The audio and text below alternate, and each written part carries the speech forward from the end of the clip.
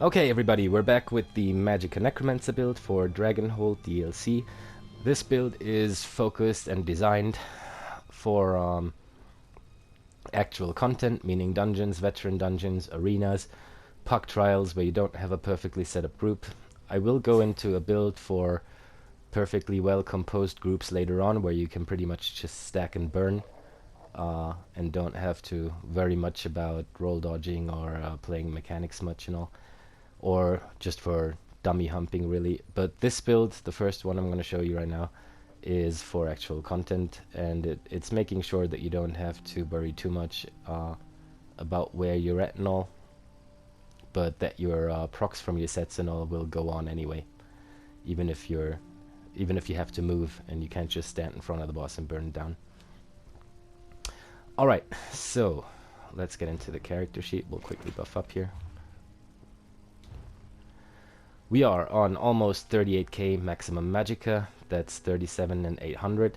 We're at 1300 Magicka recovery, 16k, almost 17k health, and then 10k max stamina. Our spell damage is 2600, almost 2700, and our spell critical 53.4%, which allows us to use the Shadow Mundus Stone, increasing all our critical damage by 18%. And we are a stage 4 vampire always.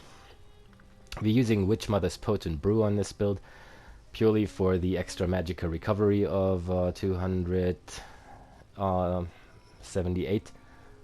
I know that the max Magicka bonus of 2500 and the health bonus aren't really too big, but we're getting away pretty well with it.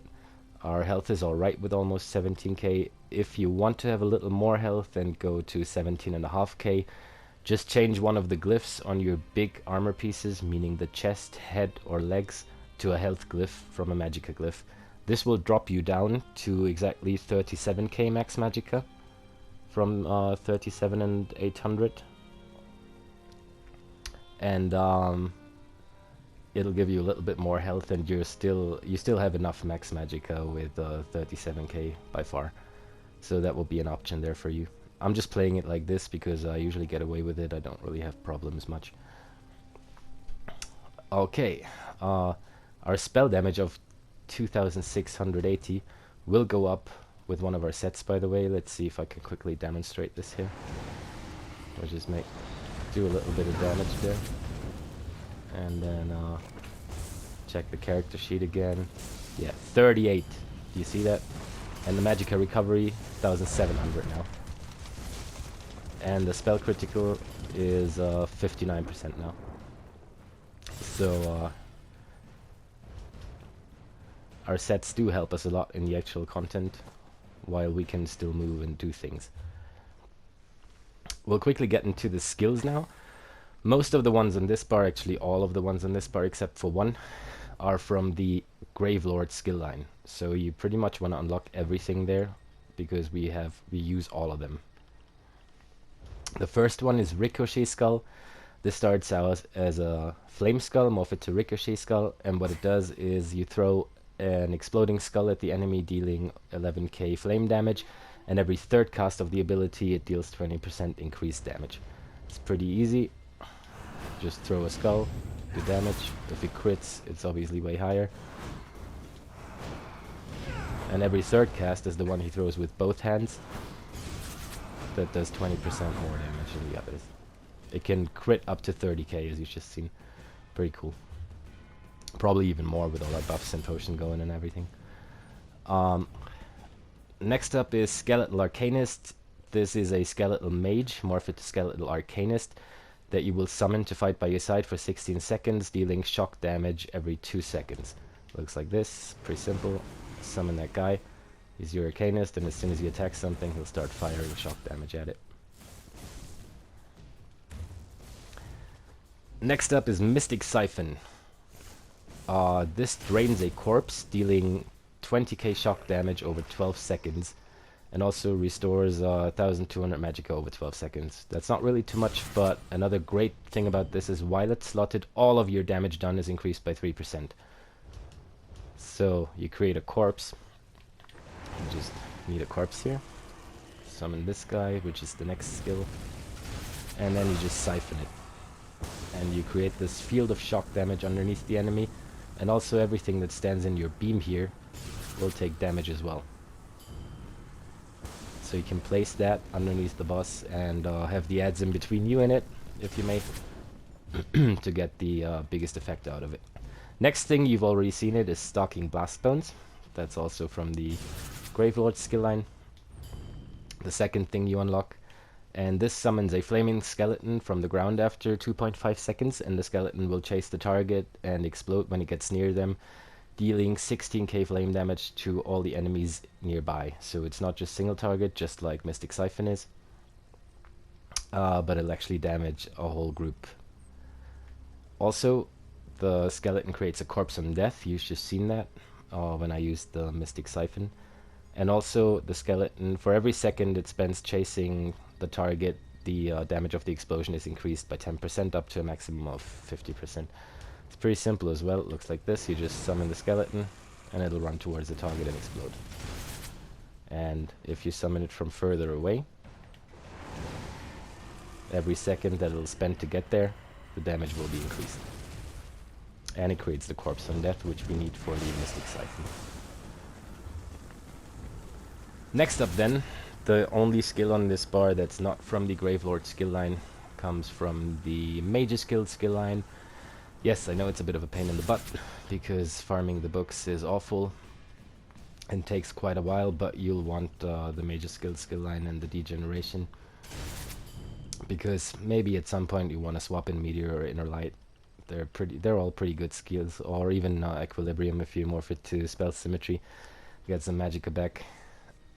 But what we are using is Degeneration, and this is a damage over time ability. This binds an enemy with chaotic magic, dealing 12k magic damage over 12 seconds. It's also pretty simple. You just apply it, looks like this, and then you can see the damage ticking. So it's just a damage over time thing that you put on him every 12 seconds. Alright. Next up is the ultimate, that is the Glacial Colossus, also from the Gravelord skill line. What this does is you unleash a frostbitten flesh Colossus, and the Colossus hits the ground and all the enemies on it 3 times, dealing 13k, over 13k frost damage with each smash, and the final smash stuns the enemies.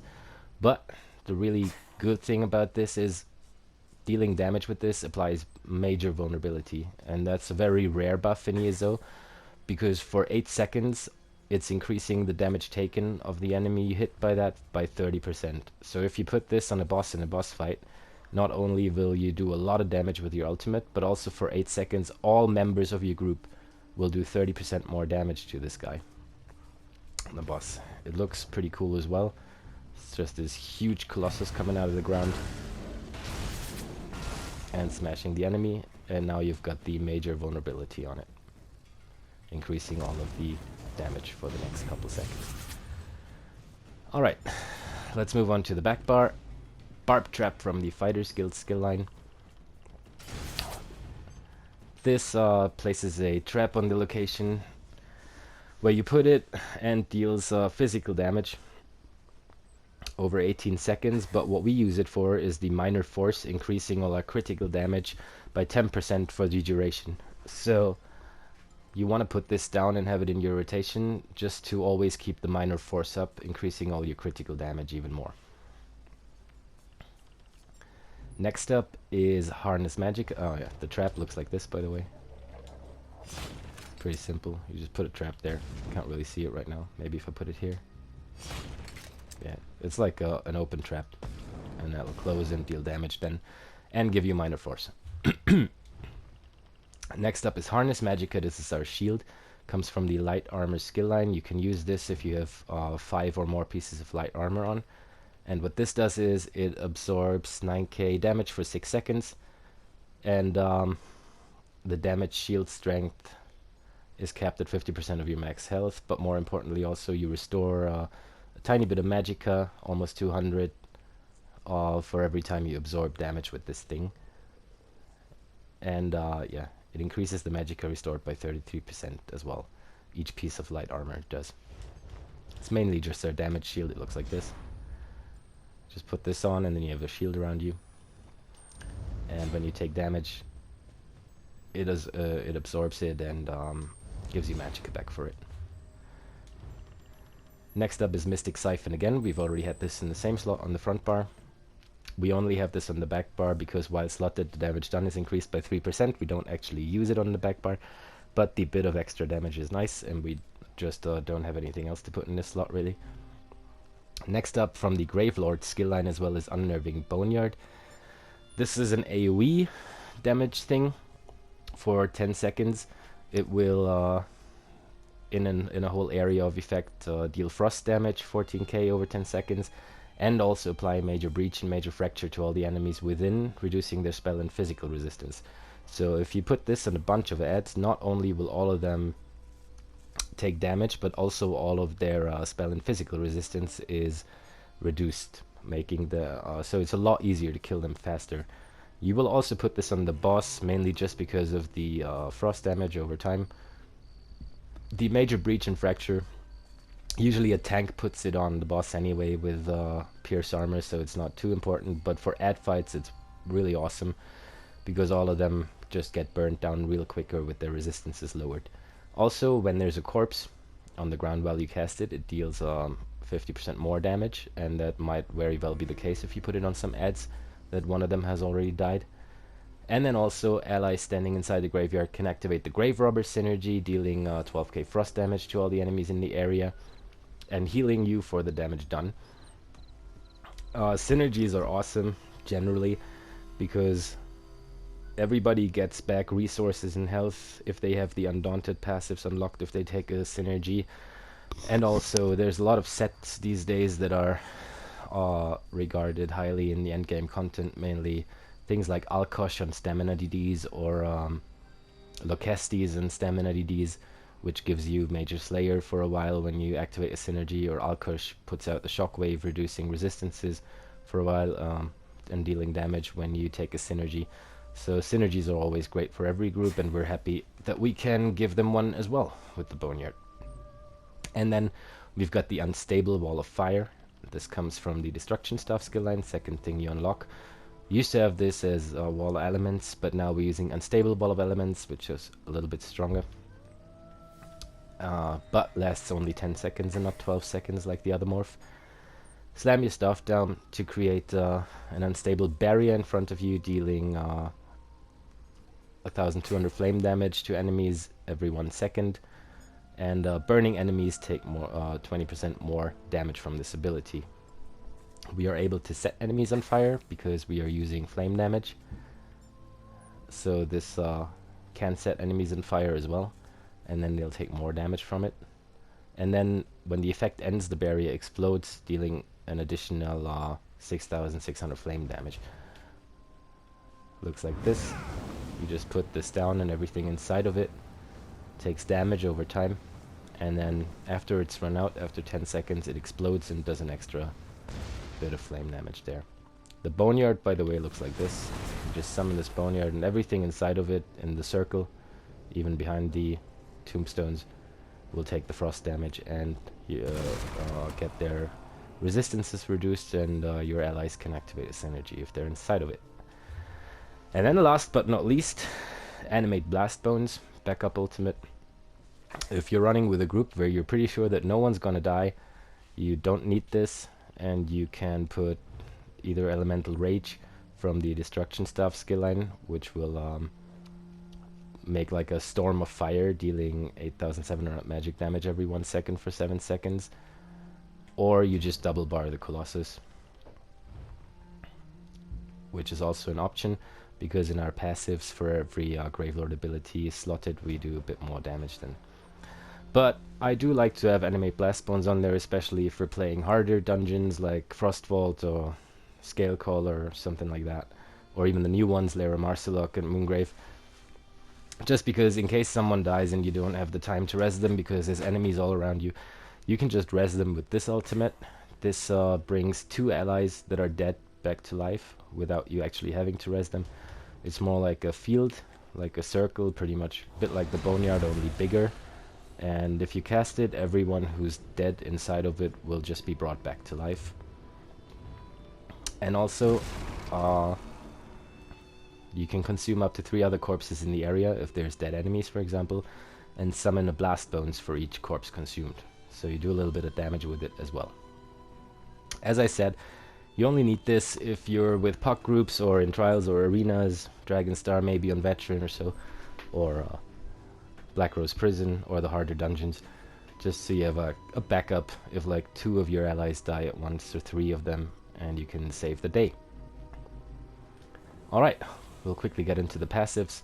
Gravelord, we're using all of the abilities, so obviously we want all of the passives. This one says when your Blastbones or Skeletal Mage die, the cost of your next one is reduced by 50%, which is very nice for us, because if skills cost less, we don't waste Magicka. This one says your critical strike chance against enemies under 25% health is increased by 10% for each Gravelord ability slotted, and we've got 50% on here on this bar. So we don't need an execute, we have a built-in execute sort of with this passive. And on the back bar it's only 20% because we only have the Boneyard slotted and Mystic Siphon. On the front bar it's a whole 50%, which is great. So this is our built-in execute. Dissember. While the Graveyard ability is active, your spell and physical penetration are increased by 1500. Very nice as well, so we don't have to waste a lot of points into the spell penetration. And then champion points, I mean.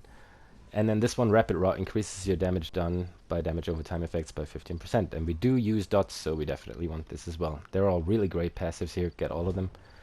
From the Bone Tyrant one, since we're not actively using anything in here,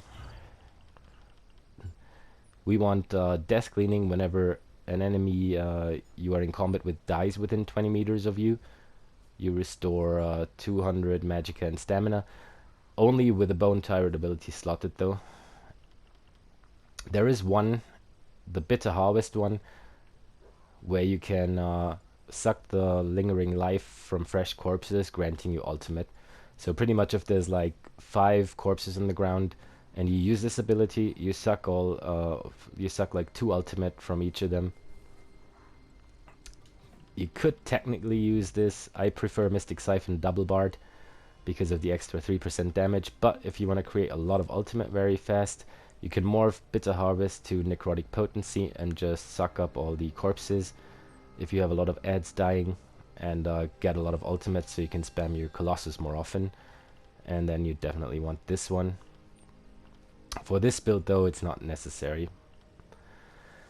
Alright then, reduce damage taken from damage over time abilities while you have a Bone Tyrant ability active. That we don't need that at all, pretty much, because even if you use Bitter Harvest, you just activate it, and it takes about a second or so, so it's not going to help you very much. Increases healing received for 1% for each Bone Tyrant ability slotted. I'd say you don't really need that either, but this one is awesome. Just increase your max health by 1250 randomly.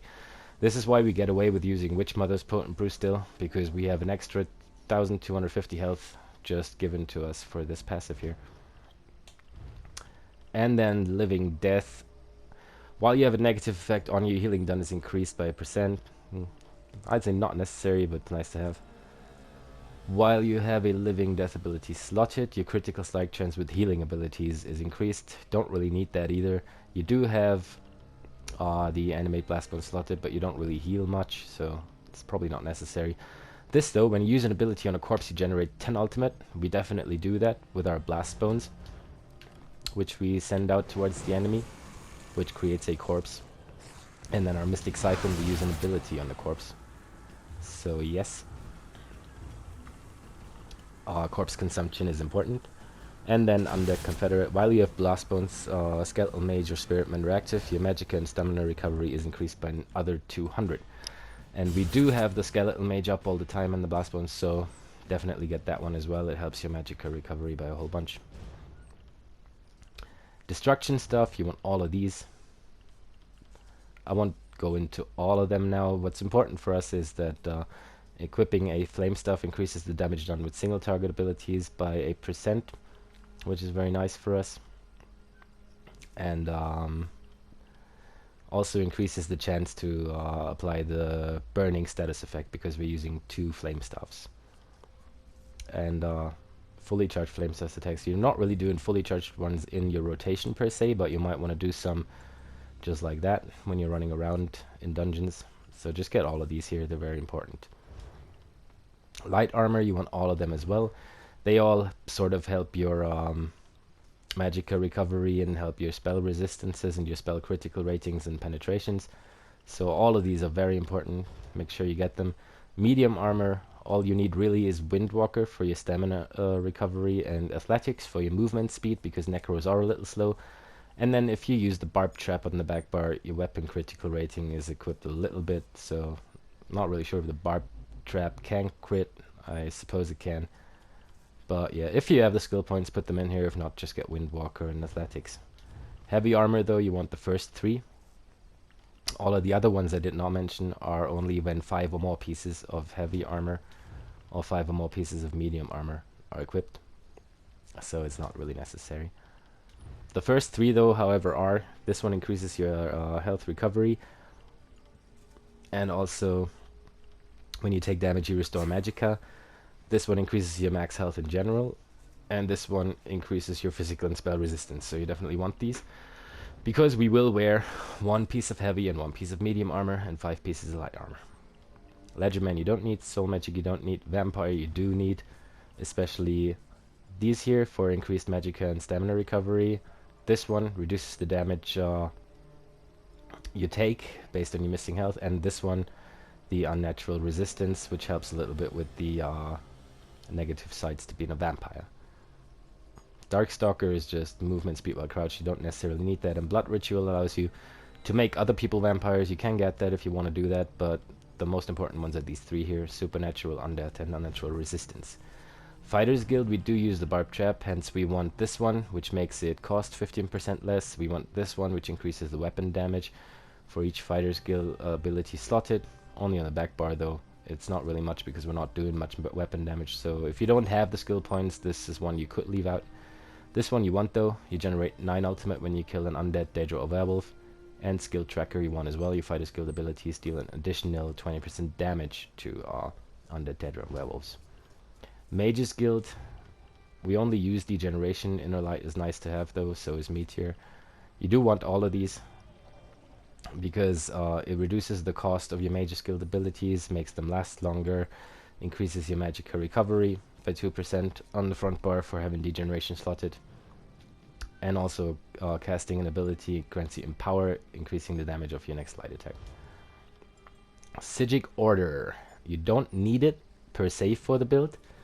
What you can do if you wanted to, I personally like the class abilities more, but you could use Elemental Weapon as a spammable instead of the Skull, and you could use Channeled Acceleration for the Minor Force instead of the Beast Trap. That means you just run around like this, put Channeled Acceleration on, and it'll last for 40 seconds about. Mine's not fully leveled yet, so you wouldn't have to do it in every rotation, but you can just run around with it, then do your rotation, and hope that the boss goes down in time. Otherwise you just reapply it every 40 seconds. The Beast Trap is easier to handle though, especially on dummies or in trial situations where you damage the boss for longer. And then Elemental Weapon, what this does is it increases your light attack damage for the next light attack. So I attack now, then I do Elemental Weapon, attack then, and it hits for hard. It hits harder.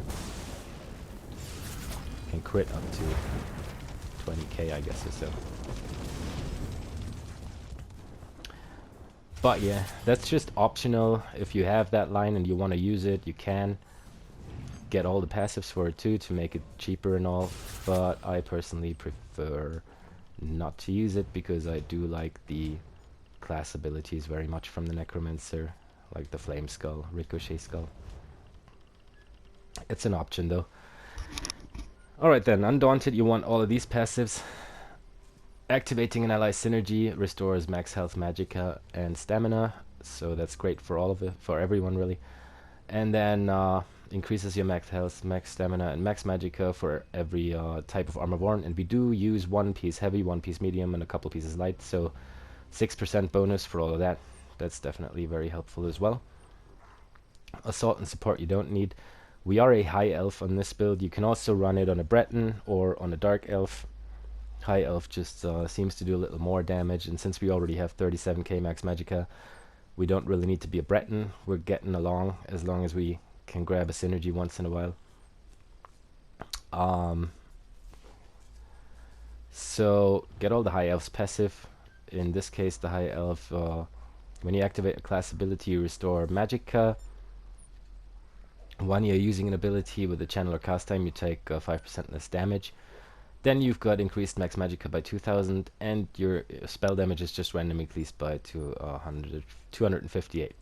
But as I said, races in ESO are not that important anymore. You can do this with every kind of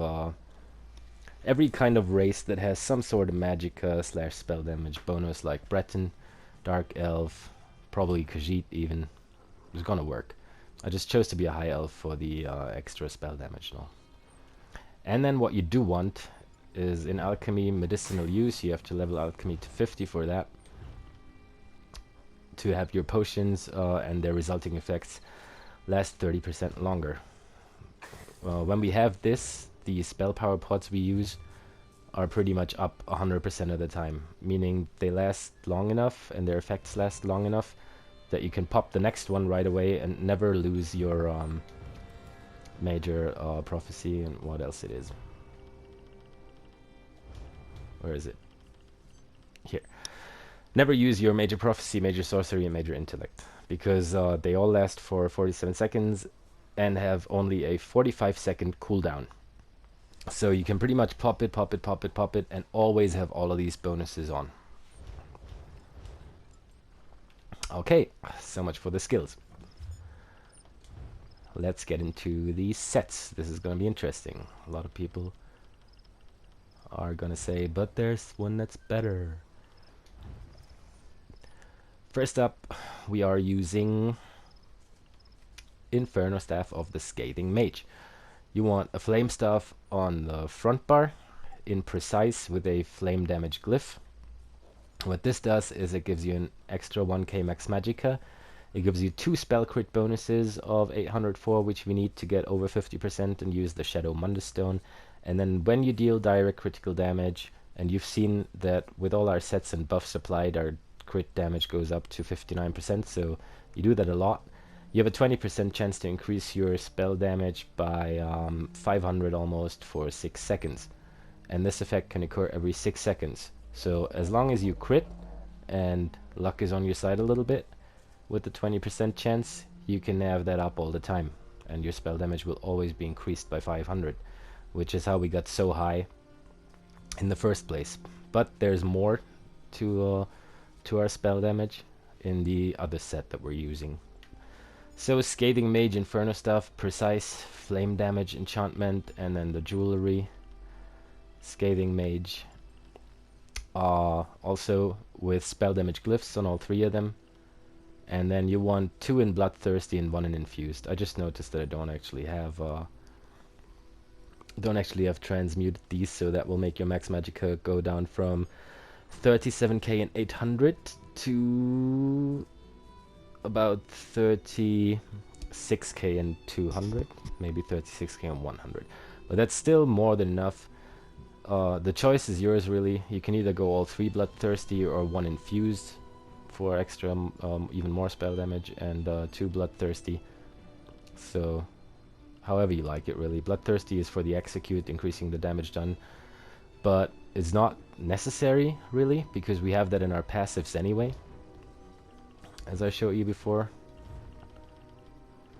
That one here, increased 50% increased damage to enemies that are under 25% health.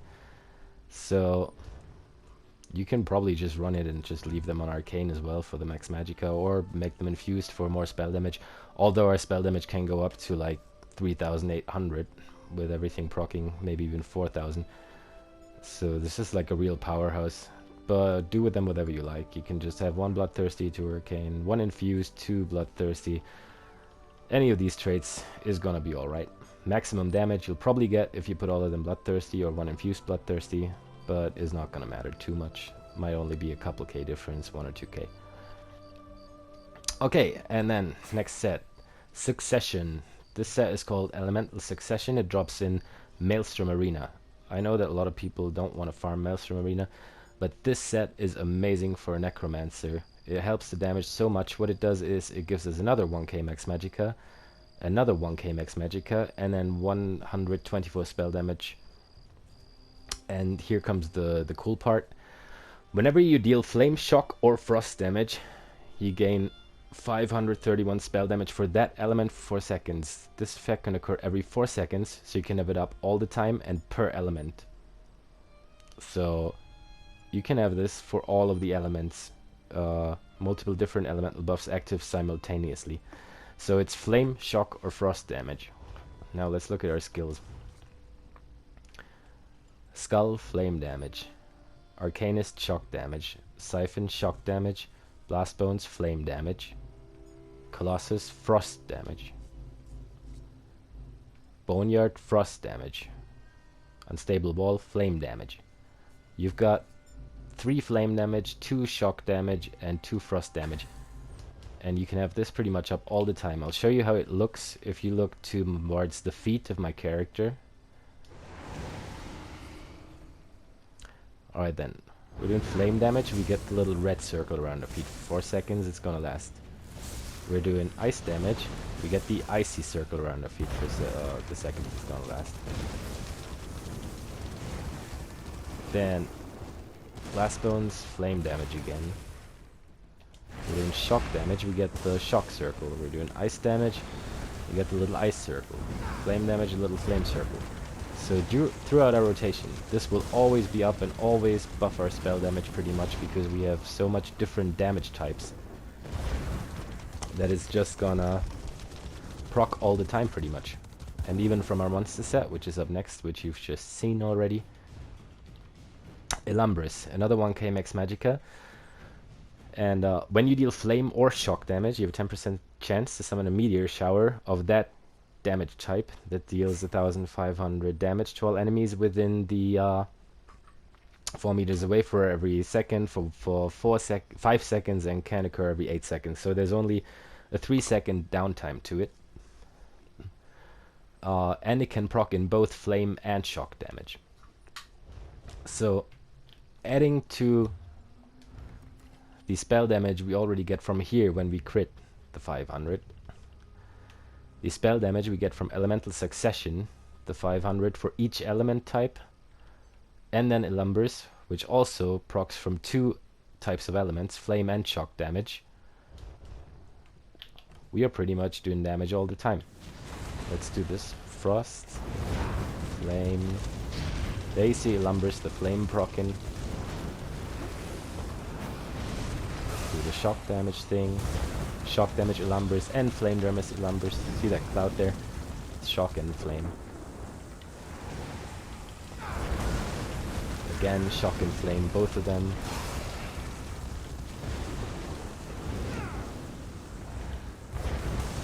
Flame and shock again.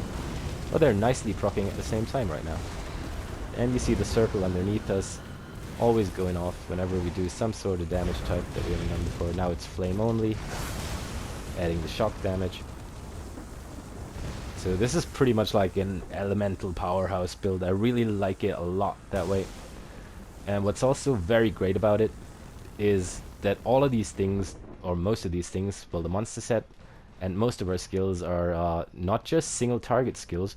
We're actually pretty strong in AoE as well. The Boneyard reduces everybody resistances, does frost damage to everybody. The Blockade does fire damage to everybody. The Blastbones even jump in and do fire damage to everybody, the explosion. The Siphon is on the ground and also does damage to everybody. So the only thing that are not AoE are pretty much the Degeneration dot, the Flame Skull, and our Skeletal Arcanist, even though I'm not really sure about that. No, even he hits everybody.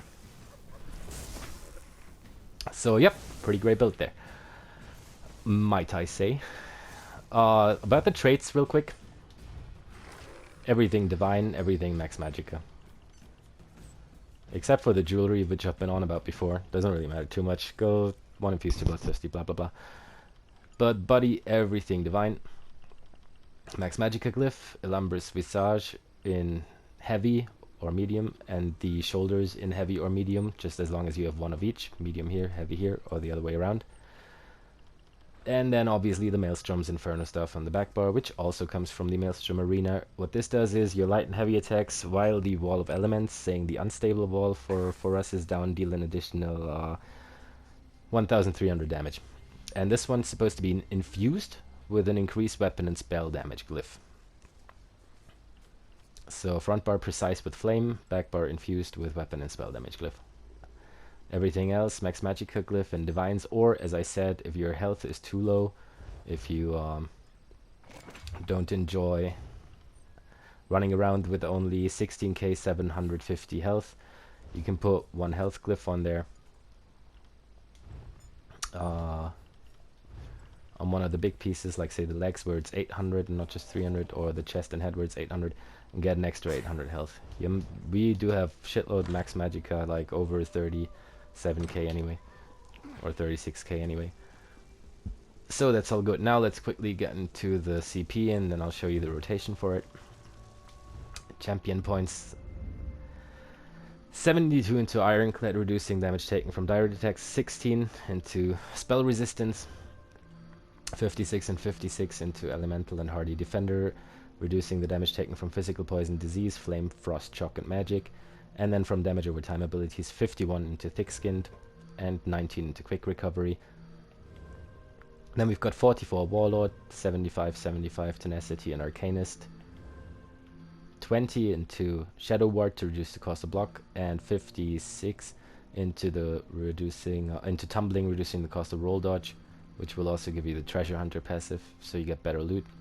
These are pretty much taken from most of Zynode's Magicka characters, to be honest, because I think he's got a really great distribution for these that will work in almost every content. Obviously, if you're going into veteran trials, there's guides online where to put your points, because different trials have damage coming from different sources, but that should be pretty much okay for almost everything. Then we've got 61 into Elfborn, increasing our critical damage, 64 into Elemental Expert, increasing our Flame, Frost, Shock, and Magic damage, and we do all of it.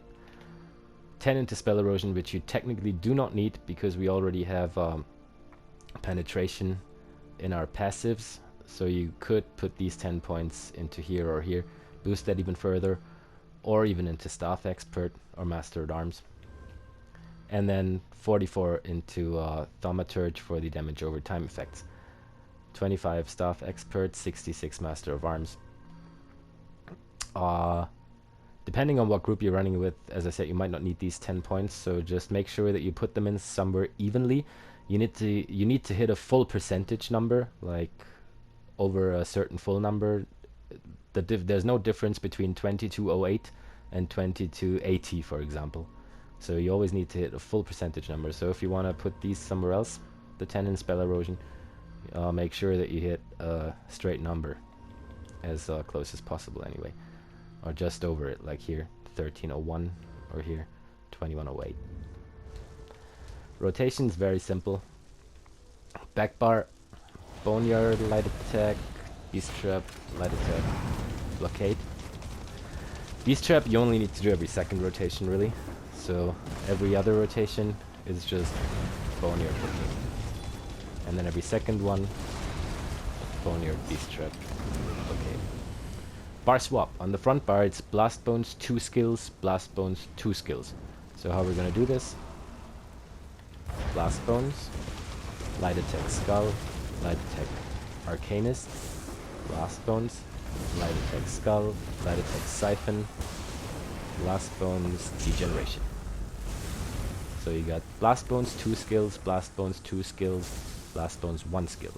And one out of the 2 skills is always gonna be the Flaming Skull. So I'll do that again. Blastbones, Light Skull, Light Arcanist, Blastbones, Light Skull, Light Siphon, Blastbones, Degeneration. Maybe the light attack saying light was confusing, so really it's just Blastbones, Skull, Arcanist, Blastbones, Skull. Siphon, Blastbones, Degeneration. Blastbones, skill, skill, Blastbones, skill, skill, Blastbones, skill.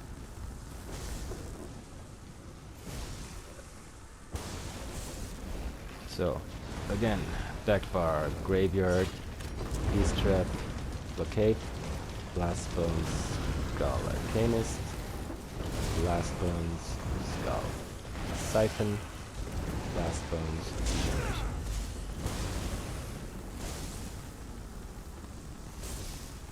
If your ultimate is ready, just leave one of the skulls out. And you just go Blastbone, Skull, Arcanist, Blastbone, Ultimate, Siphon, Blastbone, Degeneration. Boneyard, Beast Trap, Blockade, Blastbone, Skull, Arcanist, Blastbone, Skull, Siphon, Blastbone, Degeneration, Boneyard, Blockade, because we already did it in the last round, the Beast Trap, Skull, Arcanist, Blastbones, Skull, Siphon, Blastbones, Degeneration. And then you can see everything going off. You can see the circle underneath our feet for the damage. You can see Lumbris proc all the time. You can see the Arcanist throwing around shit tons of shock damage. There's Lumbris again. It's just really strong elemental build. Hope you enjoy it. Now, what I said before, what you can do if you want to go dummy humping and not play actual content, or you can probably play actual content as well with it, doesn't really matter. Instead of Scathing Mage, which gives you 2 crit buffs and a spell damage buff, a huge one. There's always Ceroria, Inferno stuff. Gives you spell damage, Minor Slayer, Max Magicka, and then when you deal direct damage, you create a ring of fire beneath you for 10 seconds. And standing in the ring grants you a stack of Ceroria's boon for 5 seconds, and each stack increases your spell damage by 30 up to 20 stacks. So 10 times 30 is 300, and then 20 times 30 is 600. So it is a little bit more than the 500 almost you get from Scathing Mage. Plus Scathing Mage is a chance, 20% chance. Ceroria, you'll get it as long as you stand inside of the ring. But the thing is, Ceroria puts that ring underneath you and it won't move with you. So you can use it if you're good with running in and out and in and out and in and out in actual content and always touching the ring every 5 seconds. Or if you're just in trials where you just stand in one place and stack and burn bosses. But if you have to run around a lot, like in Veteran Dragonstar Arena or in some veteran dungeons, and avoid things and dodge under lasers like in Veteran Frostvault, I definitely go with Scathing Mage for that. Ceroria is good for controlled situations though, you can swap that out.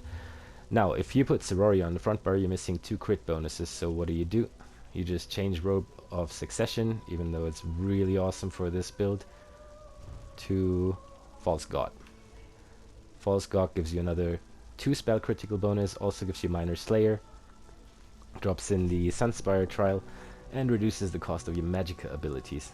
So it doesn't give you a lot of spell damage buffs, only the 124 there, but it does give you the same 2 crit bonuses that are on Scathing Mage, so you're not missing out on any crit, and it reduces your Magicka ability costs, and also gives you major expedition, reducing your movement speed since Necros are a little slow. So False God and Ceroria is pretty much a bit of a sort of meta-ish setup, and then you could also use Zans towards it, get another spell crit bonus, and then when you hit enemies with a nearby light or heavy attack, you have a 20% chance to create a beam of fire. So I think Lumbris works better because it works no matter where you stand and is not just single target. But Zans pretty much works like this. Let's see if we can get it. Come on, proc.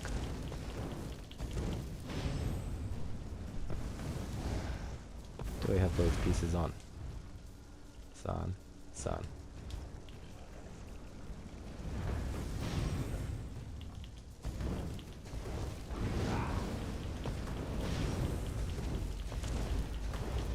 Well, Zahn is not too reliable, really.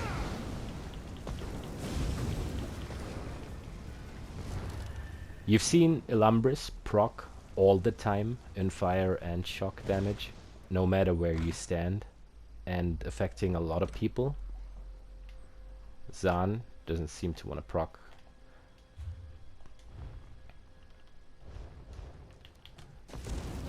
Let's just do the rotation a bit, see if we get it in.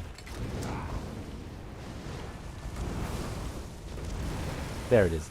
That's Zahn, the fire beam. But if you move away, it's gonna go out. If the enemy, the beam is broken if the enemy moves 8 meters away from you. So, just like Ceroria, it's pretty much good if you, there it is again, but move 8 meters away and it's broken and your whole monster set does nothing. It is technically the strongest single target Magicka DPS set, but you have to be in range. You can't move very much or you break it, and also this can only occur every 18 seconds, whereas Elumbris only has a 3 seconds downtime. It can occur every 8 seconds and lasts for 5 seconds. So overall, I definitely prefer Elumbris for this, and Elemental Succession with Scathing Mage. It's just the much safer setup, and the damage doesn't really go down that much because you have shitloads of spell damage and you're still at around 58-59% crit damage, which is more than enough for the Shadow Mundus Stone. But if you want to go dummy humping and all, use Ceroria here with the Maelstrom Inferno, Zans on the head, shoulders, and then False Gods on the chest. However, my preferred build is this one. Alright, I hope this helped you. I hope you enjoy the Magicka Necromancer. Very nice class to play. I hope the video didn't drag out for too long. Yeah, enjoy this and have a good one. Bye bye.